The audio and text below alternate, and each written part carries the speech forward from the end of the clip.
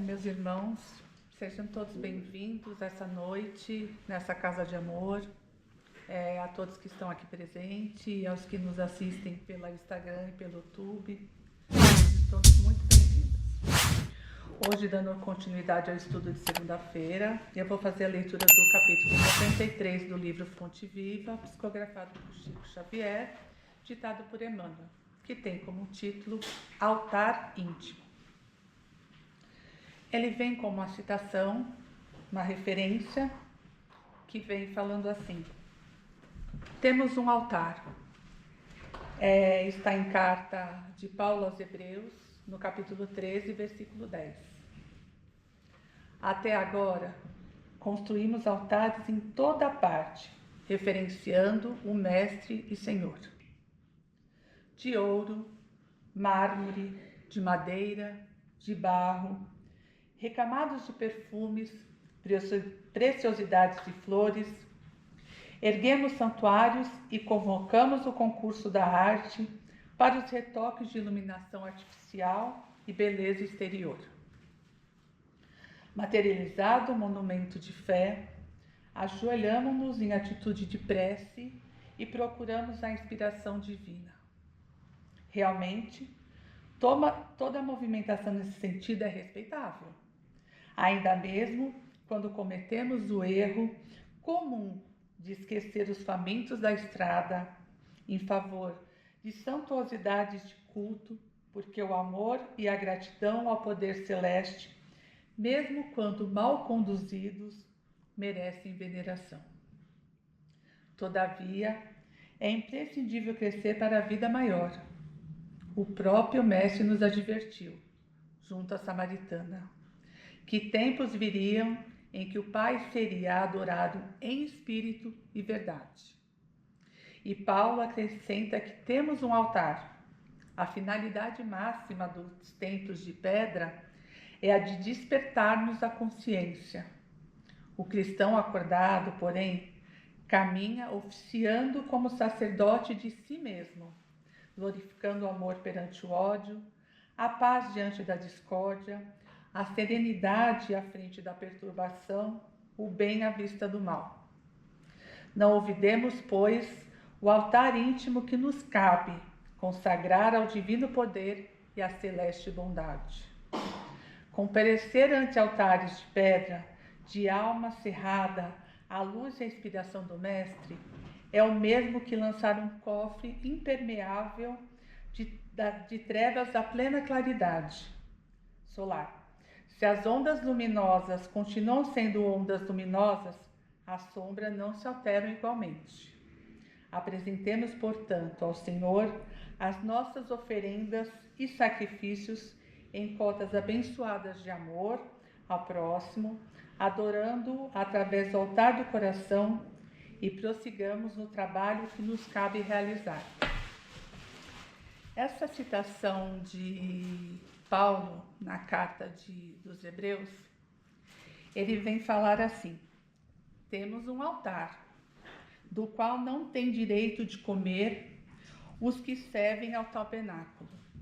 Aqui, na visão do catolicismo, o altar é o Cristo, a representação do sacrifício dele na cruz, a Eucaristia. Esse direito de não comer no altar, o texto nos ensina que a salvação e a comunhão com Deus agora tem um novo significado. É a mensagem que o Cristo nos traz, e não pelos antigos rituais que eram feitos na época. E esse servir ao tabernáculo é referente àquelas pessoas que ficaram presas aos antigos rituais que eram descritos nos Antigos Testamentos e a lei de Moisés.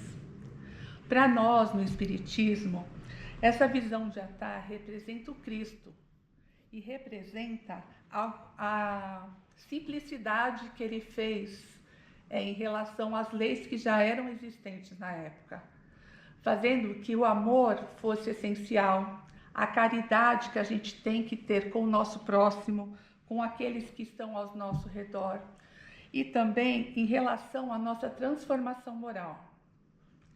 Em relação a essa parte de comer ao altar, ele vem simbolizando a questão de assimilar todo aquele ensinamento que o Cristo trouxe através das parábolas, que era uma forma que ele entendeu que ao povo daquela época seria mais fácil o entendimento do que ele vinha trazer, das novas que ele vinha trazer. E aqui é assim, se a gente pegar esse livro Fonte Viva e outros livros que são ditados por Emmanuel, a gente vai perceber neles que eles vêm como se fossem uma medicação. Elas vêm em formato homeopático. Então ele vai falando a cada lição sobre a caridade, sobre o amor ao próximo. Ele vem sempre reforçando a nossa questão de trabalhar, de estar buscando o estudo, o entendimento da doutrina. E é uma forma que ele traz simples, pensando que aos poucos e em doses homeopáticas a gente possa ao longo da nossa vida entender a melhor forma de expressar essa nossa mudança, essa reforma íntima que tanto se fala. E uma coisa que é importante a gente pensar e refletir é que assim, às vezes o obstáculo somos nós mesmos que impomos. A reforma íntima não é uma coisa fácil de se fazer, ela não é feita da noite para o dia, mas ela não pode ser um empecilho, ela não pode ser uma trava onde a gente vai usar como muleta e falar, eu não consigo porque a reforma íntima é difícil. Não, a gente tem que buscar, como a gente sempre fala, galgando de degrau em degrau. A nossa reforma íntima tem que ser do nosso coração para com Deus. Então não é uma coisa que a gente vai fazer e de repente deixar guardadinha no canto, numa gaveta. Então, por mais difícil que seja, a gente tem que pensar nisso. Como a gente pode fazer para que essas mudanças sejam assimiladas pelo nosso coração e principalmente pelo suporte que a nossa fé nos dá. E uma coisa que é interessante a gente refletir é que Jesus também nos exemplificou que a melhor forma de agradar o Pai é o trabalho e as nossas mudanças para que a gente seja pessoas melhores. Então aqui no livro dos Espíritos, a gente tem mais para o final do livro as leis que a gente chama de leis morais. E a primeira das leis é a lei da adoração. Então, para a gente ver como não é complicado, então ele vem assim: em que consiste a adoração? Então vem a resposta dos Espíritos, mas para simplificar, pela adoração o homem aproxima Deus à sua alma. Então quer dizer, a gente está buscando essa aproximação e essa comunhão com Deus. A adoração necessita de manifestações exteriores? A verdadeira adoração é a do nosso coração. E ele fala assim: Deus tem preferência pelos que o adoram desta ou daquela maneira? Deus prefere que os que o adoram do fundo do coração, com sinceridade, fazendo o bem e evitando o mal. Então, se a gente for pensar só nessas poucas palavras que Allan Kardec nos trouxe, não seria tão difícil a gente tentar buscar essa reforma íntima, pensando nessa colocação em relação à nossa adoração a Deus. E principalmente lembrar de quanto Jesus foi claro quando ele falava do nosso amor ao próximo. E aí é como eu o saudei essa noite. Aqui todos nós somos irmãos em Cristo, filhos de um único Deus. Então, a minha caridade não precisa ir muito longe. Pode ser ao meu vizinho, ao meu filho, à minha irmã. A cada dia a gente pode, em pequenas atitudes e pequenas palavras, fazer essa caridade que o Cristo nos ensina. E prestando atenção no tempo. O que é importante da gente pensar em relação é deixar essas práticas exteriores que a gente vê em todas as religiões. E uma coisa que também é muito importante lembrar, todas as religiões surgiram das escrituras, só que cada uma pegou aquele texto e deu uma interpretação conforme a sua fé. E cabe a nós entender, não criticar, não apontar como erro as pequenas divergências que existem de uma religião para outra ou as muitas divergências. Cabe a nós ter respeito e é da mesma forma que a gente também pede, espera que eles nos respeitem com a nossa fé. E aí Jesus nos fala dessa questão do amor, né, que Deus espera que a gente expresse ele em espírito, pelos nossos espíritos e pela verdade, e sem a necessidade de uma imagem. E aí a gente vê aqui no nosso recinto, nós temos algumas imagens. E se a gente pensar há pouco tempo atrás, quando nós estivemos reclusos na pandemia, quanto a gente sentiu necessidade de estar sentado nessas cadeiras, escutando o Evangelho. Às vezes, mesmo quando a gente assistia pela internet, a gente pensava quanto a gente recebe de energia, de força, de suporte quando a gente senta aqui. Se a gente pensar que é um lugar de oração, então a gente deveria chegar em reverência, pedir a Deus, a Cristo, fazer a nossa prece, expor as nossas dificuldades. E essas imagens, elas não estão aqui por acaso. Elas estão aqui para mostrar que a gente tem suporte. A gente não está sozinho. Por mais que as dificuldades apareçam, por mais que a gente tenha problemas, elas estão aqui e esse recinto todo sempre é preparado pelos benfeitores espirituais. E Deus nos concede um mentor espiritual que foi escolhido para estar ao nosso lado e nos auxiliar nas dificuldades. Então também cabe a nós ouvir essa intuição, entender às vezes alguns pensamentos que a gente tem. Às vezes a gente fala, hoje eu estou atrasado, perdi o ônibus. Poxa, olha, teve um acidente. Quantos aviões não caíram e a pessoa perdeu por uma fração de segundo o avião? Então a gente está aberto para escutar tudo ao nosso redor e ao nosso íntimo, ao nosso coração.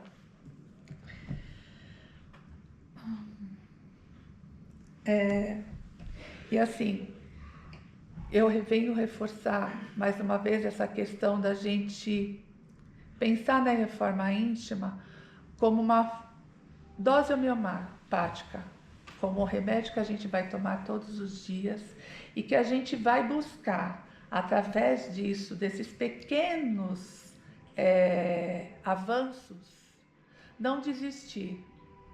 E aí a gente sempre tem que lembrar que a misericórdia de Deus, ela é tão maravilhosa que Ele não nos pune, Ele sempre nos dá uma nova oportunidade, uma nova reencarnação para que a gente consiga, a cada dia, a cada passo, a cada avanço, chegar a essa perfeição relativa.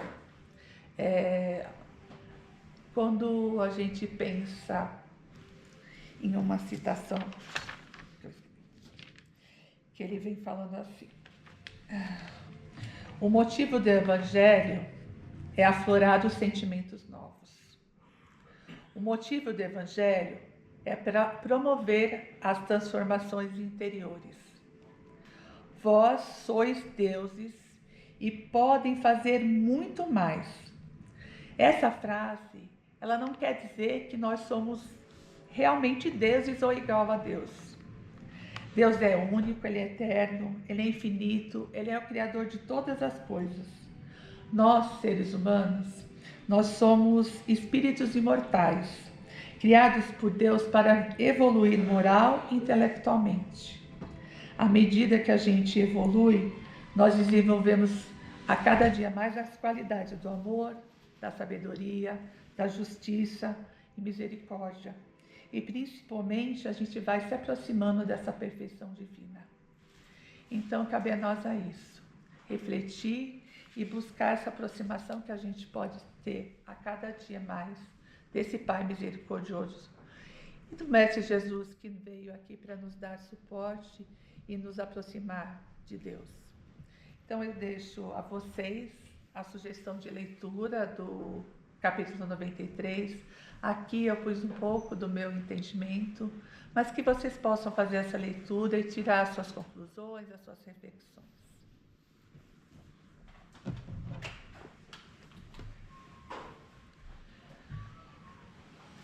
Pai misericordioso, mais uma vez te agradecemos a oportunidade de estarmos reunidos nessa casa de amor.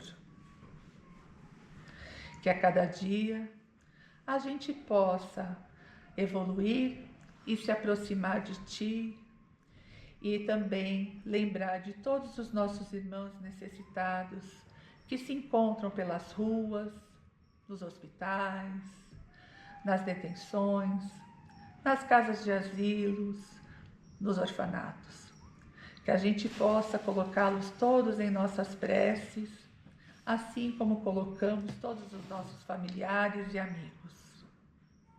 Que hoje nós possamos regressar aos nossos lares, amparados pela fé e em segurança, pedindo sempre que a gente possa retornar frequentemente a esta casa para receber aqui essas bênçãos das palavras que vêm de Deus e também dos nossos amigos espirituais.